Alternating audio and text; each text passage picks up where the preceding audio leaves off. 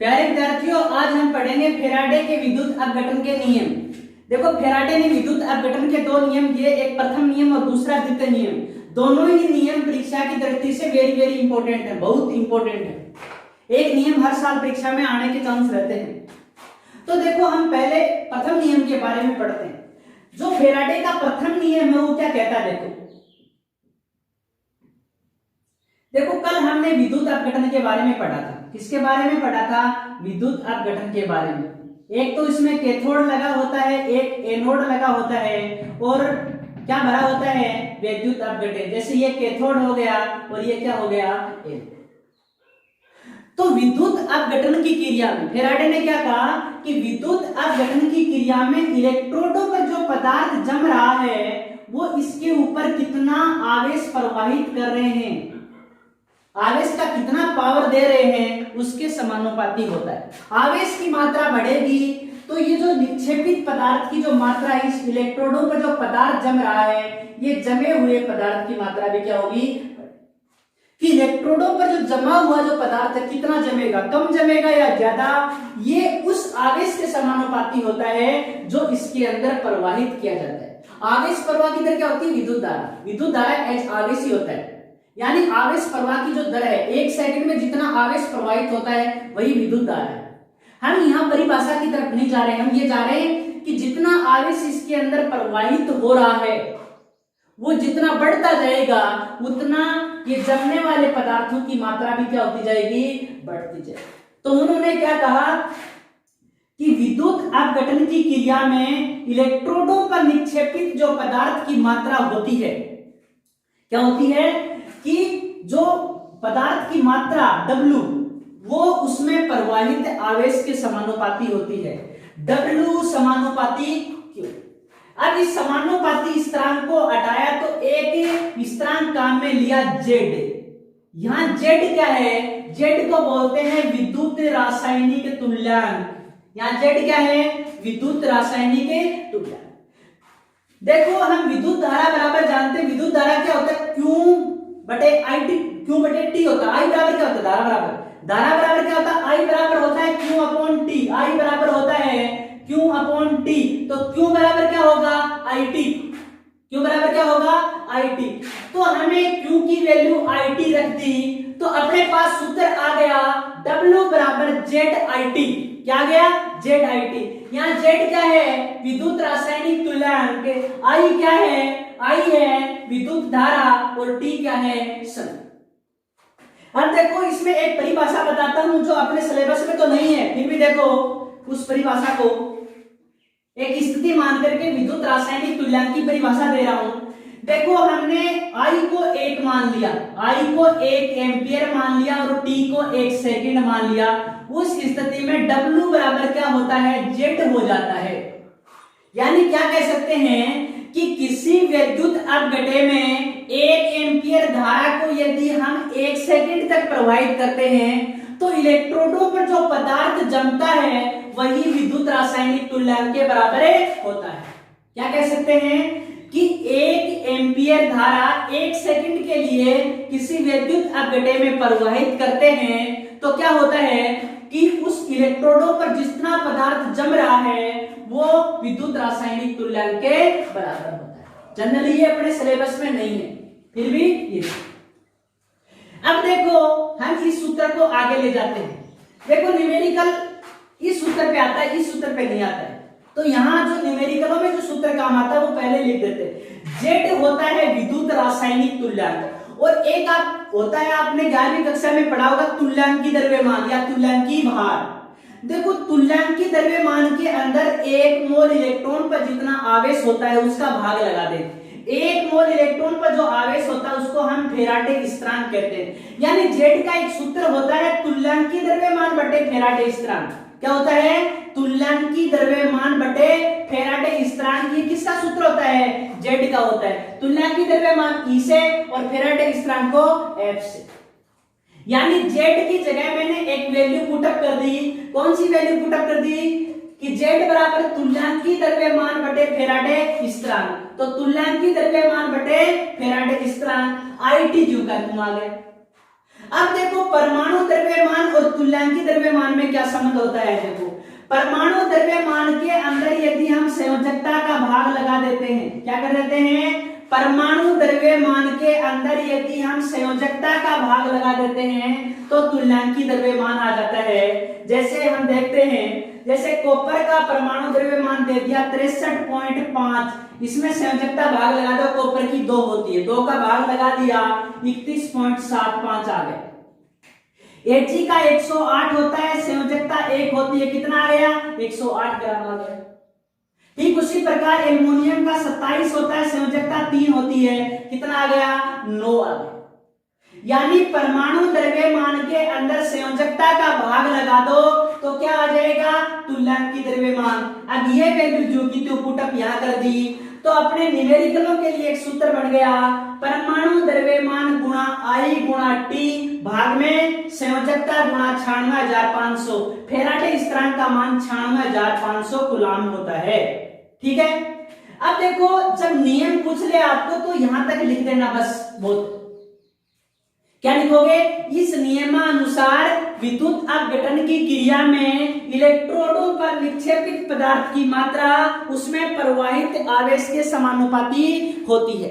W समानुपाती Q, W बराबर Z Q, Q बराबर IT, तो Z IT और Z को लिख देना, Z क्या है, विद्युत रासायनिक तुल्यांक, इतना ही लिख देना।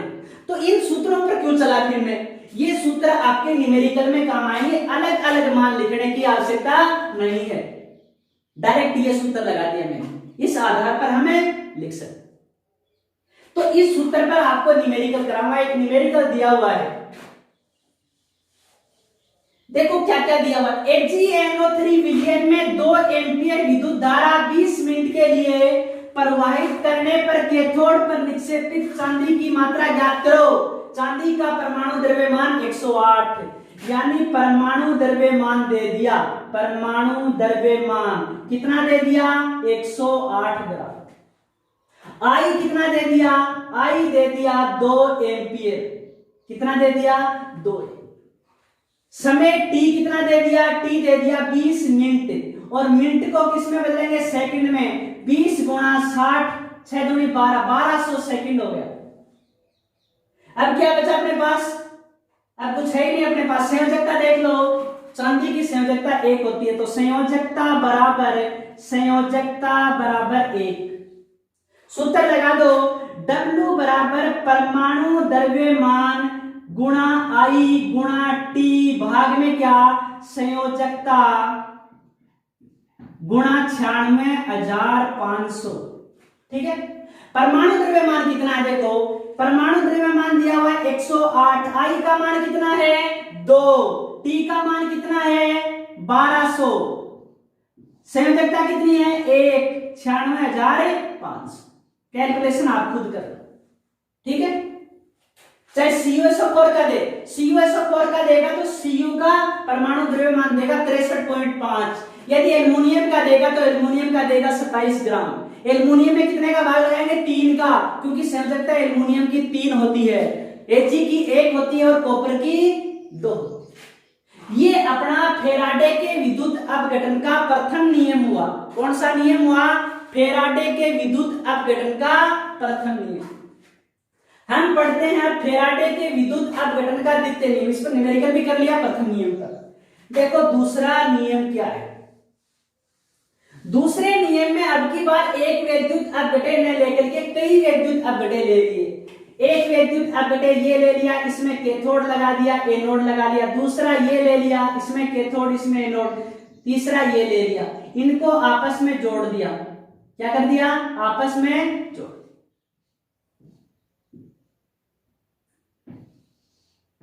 क्या कर दिया आपस में।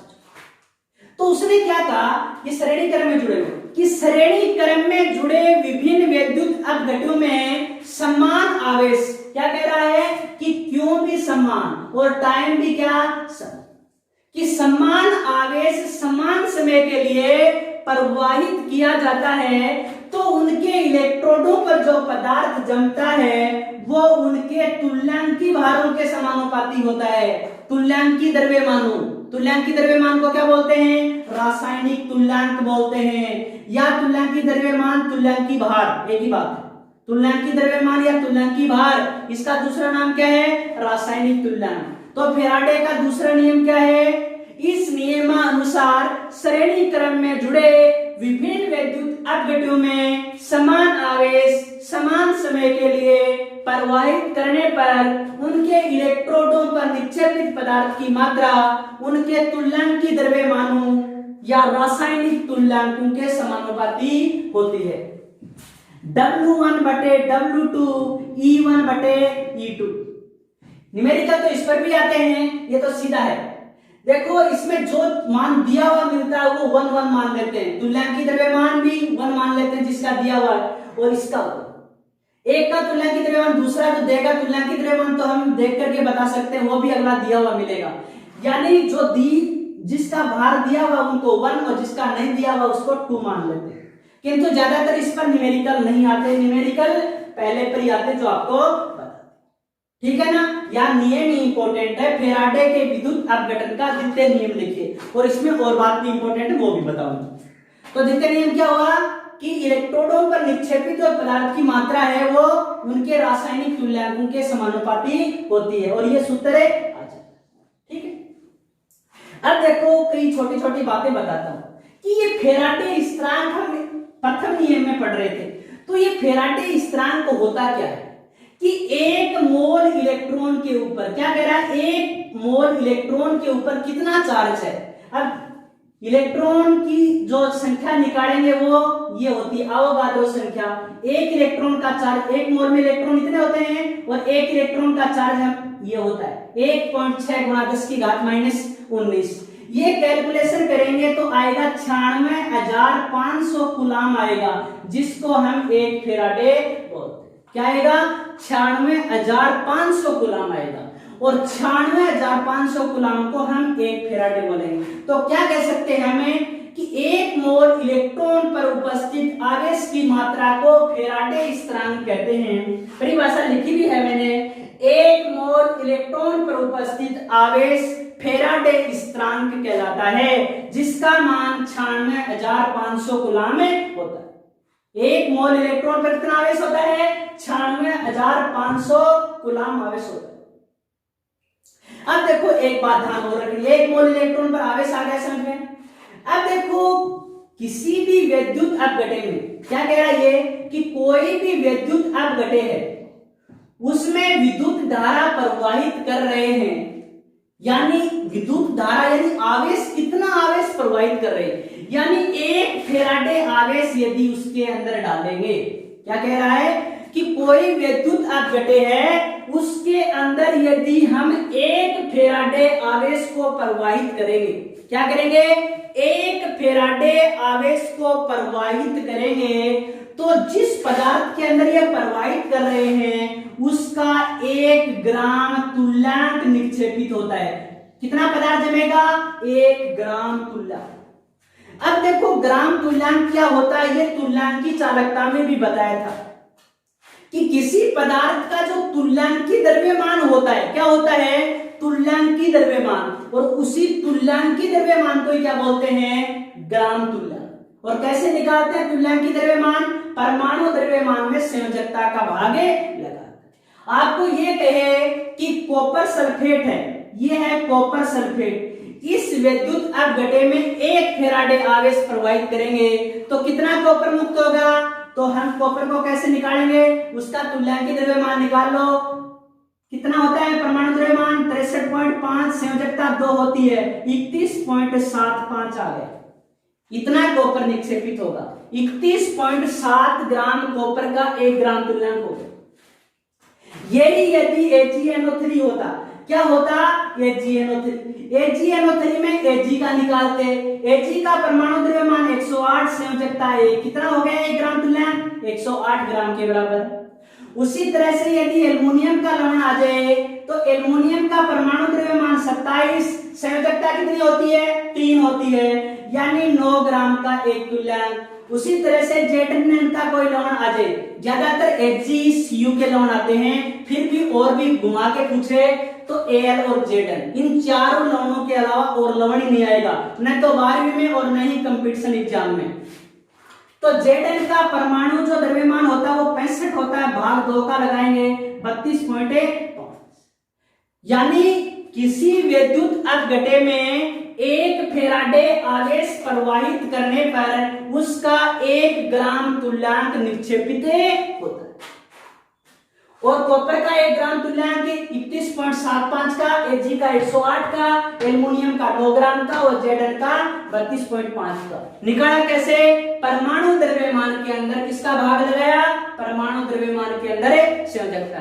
तो मिलते हैं अगले वीडियो में। इसीलिए आप इस वीडियो को ज्यादा से ज्यादा लाइक करें, ज्यादा से ज्यादा शेयर करें और चैनल को सब्सक्राइब करें। मिलते हैं अगले वीडियो में।